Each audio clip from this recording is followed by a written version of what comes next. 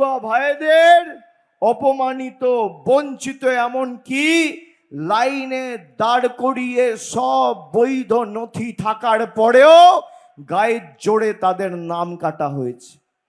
বলা হয়েছিল 31শে ডিসেম্বর 2024-এর মধ্যে যারা বাংলা এসছে সবাইকে নিঃশর্ত নাগরিকত্ব দেওয়া হবে।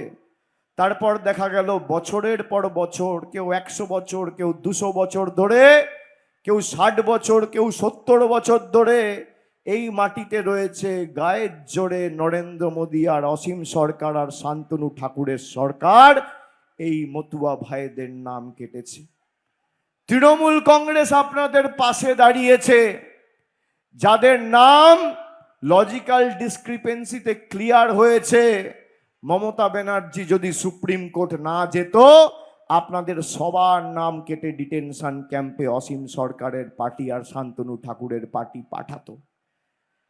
যাদের নাম কাটা গেছে, আপনাদের জন্য সর্বতোভাবে তৃণমূল কংগ্রেস লড়াই করবে, আমি কথা দিয়ে গেলাম।